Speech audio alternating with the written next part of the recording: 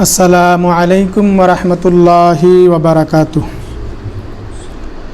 نحمدہ ونصلی علی رسولہ الکریم اما بعد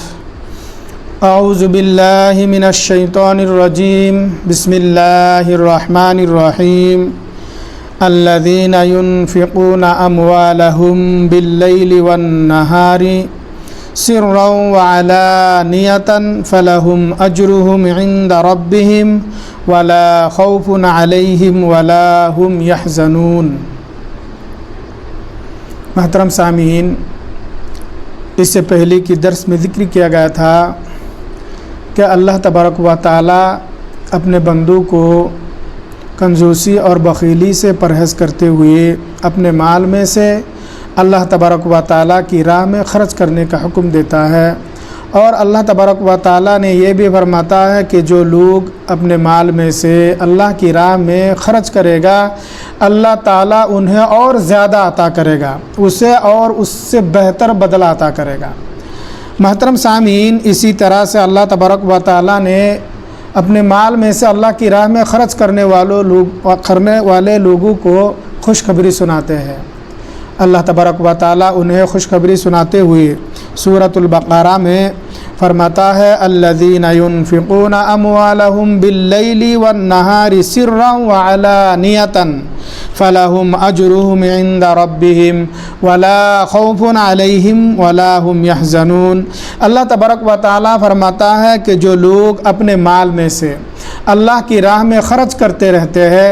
دن اور رات میں، خفیہ طور پر ظاہری طور پر، اس کا بدلہ ان کے لیے اللہ تبارک و تعالیٰ کے ہاں ہے، اور وہ لوگ کبھی نہ خوف کھائیں گے اور نہ کبھی غمگین ہوں گے۔ محترم سامعین، اللہ تبارک و تعالیٰ نے اس آیت کریمہ میں اپنے راہ میں مال خرچ کرنے والے لوگوں کے بارے میں خوشخبری دیتے ہوئے فرماتا ہے کہ جو لوگ اللہ کے راہ میں اپنی مال میں سے خرچ کرتے رہتے ہیں، چاہے دین میں کرے، چاہے رات میں کرے، چاہے خفیہ طور پر کرے، چاہے ظاہری طور پر کرے، جو بھی اللہ کے راہ میں مال خرچ کرتے ہیں اس کا بدلہ، اس کا اجر اس کے رب کے پاس ہے، اللہ تبارک و تعالیٰ کے پاس ہے۔ اور اللہ تبارک و تعالیٰ فرماتے ہیں کہ یہ لوگ جو ہے کبھی بھی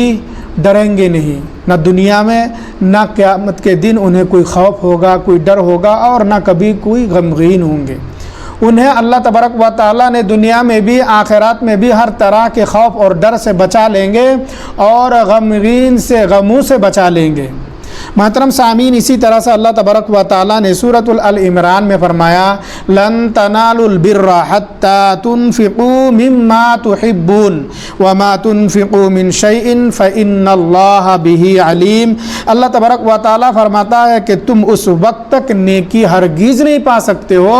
جب تک تم اپنے مال میں سے وہ مال اللہ کے راہ میں خرچ نہیں کرو گے جو تمہیں سب سے زیادہ محبوب ہے، اور تم جو بھی کرتے ہو اللہ تبارک و تعالیٰ خوب جانتا ہے۔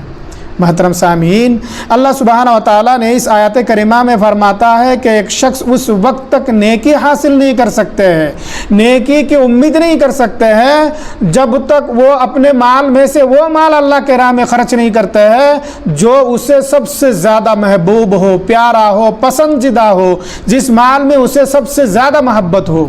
یعنی پہلے زمانے میں لوگ ایسا بھی کیا کرتے تھے، جو اپنے مال میں سے گھٹیا مال ہے، ردی مال ہے، خراب مال ہے، وہ نکل کے اللہ کے راہ میں خرچ کر دیتے تھے۔ اس لیے اللہ تبارک و تعالیٰ فرماتا ہے کہ اللہ کے راہ میں جو مال خرچ کرنا ہے وہ سب سے محبوب مال، پسندیدہ مال، عمدہ مال خرچ کرنا ہے۔ محترم سامعین، یہ آیت کریمہ جب نازل ہوئی تو صحابہ کرام نے کیا بہترین نمونہ پیش کیے۔ اب بخاری اور مسلم کی ایک حدیث آپ سماعت فرمائیں گے تو اندازہ لگا سکتے ہیں۔ بخاری کی حدیث ہے، حضرت انس رضی اللہ تعالی عنہ فرماتے ہیں کہ انصار مدینہ میں ابو طلحہ رضی اللہ تعالی عنہ ایک بہت ہی مالدار شخص تھے،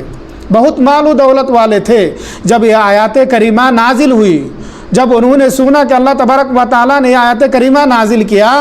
تو وہ ابو طلحہ رضی اللہ تعالی عنہ رسول اللہ صلی اللہ علیہ وسلم کی خدمت میں حاضر ہوتے ہیں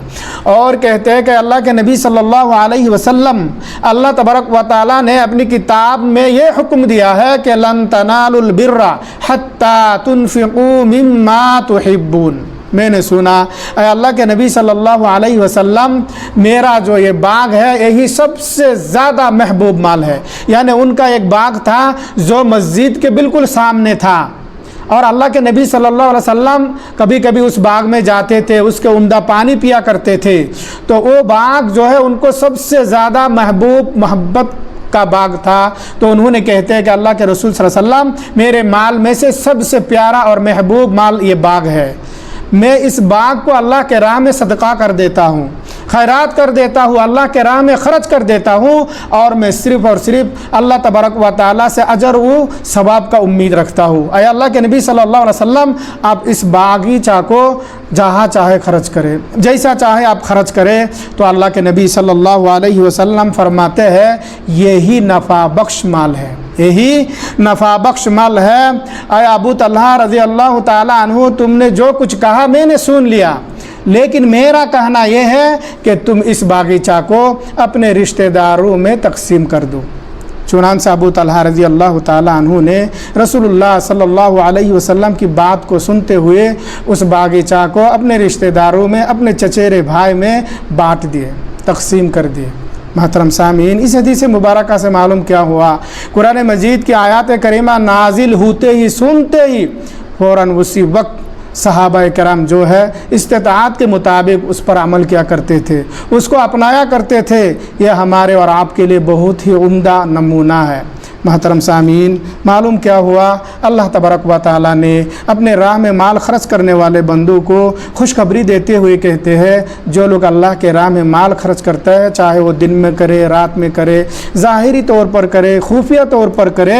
تو ان کے لیے اللہ تبارک و تعالیٰ کے ہاں اجر و ثواب ہے، اور وہ لوگ کبھی نہ ڈریں گے، نہ کبھی وہ غمگین ہوں گے. اسی طرح سے یہ بھی معلوم ہوا ہے کہ اللہ تبارک و تعالیٰ کے ہاں سب سے زیادہ محبوب مال خرچ کرنا چاہیے، تو وہی شخص اجر و ثواب کا امید رکھ سکتے ہیں. اللہ تبارک و تعالیٰ سے دعا ہے کہ اللہ تعالیٰ ہم تمام کو صحابہ کرام کے عمل کو اپناتے ہوئے اللہ کے راہ میں زیادہ سے زیادہ مال خرچ کرے اور سب سے زیادہ محبوب مال خرچ کرے. اللہ تعالیٰ سے دعا ہے کہ اللہ تعالیٰ ہم تمام کو اللہ کے راہ میں زیادہ سے زیادہ مال خرچ کرنے اور اپنے محبوب مال خرچ کرنے کی توفیق عطا فرمائے. اللہم آمین یا رب العالمین.